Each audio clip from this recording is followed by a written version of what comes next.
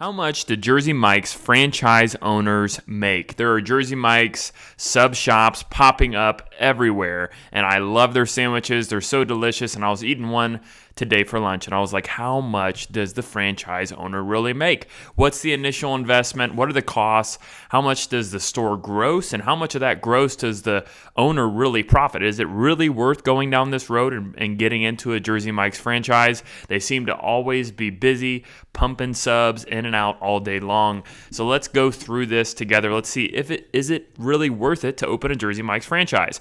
My name's Nate Jones. I make videos on how to start certain businesses, entrepreneur type videos, and videos like this where I'm just reviewing business ideas to see if, on my opinion, if they're worth starting or not. Because a lot of businesses sometimes just aren't worth it, but some you should really consider today. So if you get value out of today's video, hit like and hit subscribe. Okay, so let's go into this. I'm going to talk through how much does it cost to open up this franchise.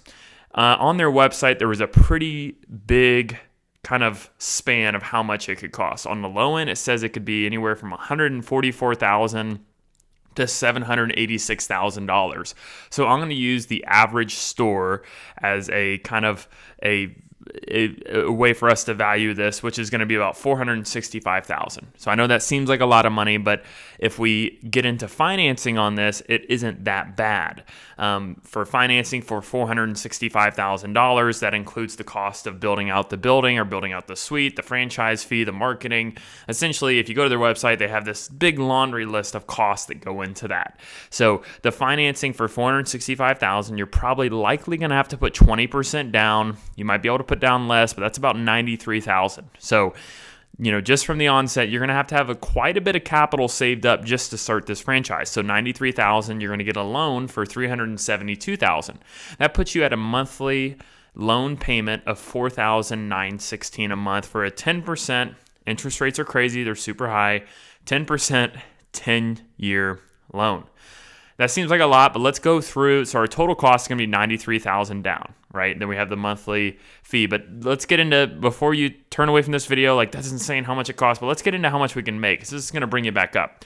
The average gross sales per franchise is about 1.25 million. So 1,250,000. It's kind of an average number that I Google. It's kind of all over the place, but it's around the million, 1.1 to 1.3. So 1,250,000. That's $104,166 a month, $26,041 a week, $3,720 a day. That puts you at seeing about 250 to 300 customers a day, which when I'm in there, the lunch crowd is at least 150 to 200 people. So depending on the location. So that is very doable numbers. That does make sense from what I've kind of seen by being in the store.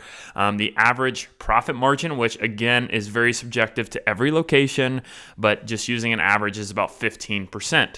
Okay, that's after you pay the royalty fee of 6.5%, other fixed and variable costs of just operating a restaurant, having employees, paying the electric bill, water bill, buying the supplies from the franchise, all these things that go into operating a sub shop restaurant. Your profit margin is going to be 15%. So that's from our gross sales to the profit margin, we're at $187,500 a year. So as the franchise owner, that's how much you would bring in on a net profit basis. So that's pretty good. That's $15,625 a month, $3,906,000 a week. Now, before we get into too much of the rest of this, I want to talk through the positives and negatives. But, from the onset, $187,500 a year is pretty good. So I would say that you're recouping your $98,000 investment, $93,000 investment. You're recouping that, and then you're making about $100,000 above that. So that first investment's paid off, and then next year you're really bringing it in. Let me talk through some positives, and I am going to talk through some negatives in which I really think you should pay attention to on this business that may not make it worth it for you. Positives: it's profitable.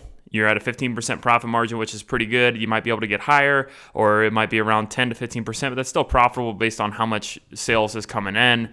It's very scalable. You can buy another franchise, and once you get it down once, you can reiterate your process and really build it up.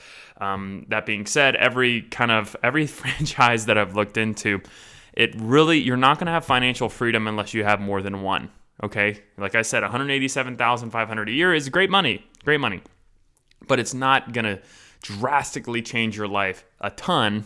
So that's why it's kind of set up. Almost every franchise kind of sets it up where, hey, we want to have our franchise owners make a lot of money, but we don't want them to be super, super rich where they get rich off one franchise. So just know that going in, that if you really want to scale out this franchise model, you're going to have more than one. The third thing that's really nice about having a franchise is having marketing and systems help. A lot of times franchises provide the computer systems that have the marketing. A lot of these things, you don't have to reinvent the wheel. The wheel is already created. You just have to manage the wheel with your great management skills. It's a nice thing about the franchises. Everything is set up for you to succeed. That is a huge positive, because starting a franchise shop by yourself, there's so many nuances that go into it. Jersey Mike's makes it super easy. I'm not paid by them whatsoever, but I just know franchises from the business standpoint, it does make it easier. So from a guy who started a business from scratch, did not buy a franchise, starting a franchise would be easier, but my profitability would not be as high as it is on my business. Okay, so some negatives. Let's get into this. Number one, employees. A business that deals with employees is always going to have headaches, finding people that show up, paying competitive wages, having benefits, all that stuff. Jersey Mike's does, provide help with that. But that being said, that is going to be a headache for you starting this franchise. Number two, one of the biggest things that I've seen in this business is that it is not absentee. Absentee means that you can buy a franchise and you don't have to be there every day. You don't have to show up every day. Jersey Mike's wants you there almost full time. It is not a non-absentee business. That means that you have to be in there every day. So what I was saying that this may not be worth it is if you're purely an investor, you want to buy a business, but you don't want a job. With Jersey Mike's, you're kind of in a way buying a job. They want you in there on the day-to-day operations. That means that you're going to have to at least show up and be there probably 4 to 5 hours a day, if not more. So your profit margin's $187,000. So if you're really thinking about starting a business, kind of the businesses that I mentioned on my page, on my YouTube page, go check it out. I have tons of other businesses in which you could start from scratch and not go franchise route. The profitability is a lot higher than $187,000. So now it probably maybe a little bit safer to start a franchise because they have a lot more people who have gone through this as far as success of a business. But $187,000 when it's non-absentee and you're going to have to be there every day, your goal with this franchise, in my opinion, would be, hey, I'm going to start one, and within 2 to 3 years, I'm going to start another one so I can really get my income higher. And then eventually, I bet they would allow you to be almost like an oversee management of the multiple franchises where you wouldn't have to be there every day. But if you start your first one, you're going to have to be there every day. So that might be a negative. But as you continue to grow your franchise book, if you have 5 or 6 of them, you're obviously not going and working in individually every single franchise. So I think the goal is to build a franchise book of business of different Jersey Mike's so you can have financial freedom. The next thing, the negative, is brand protection. Anytime you buy a franchise, you're buying somebody else's brand, a piece of it, and that brand can be tarnished by anything.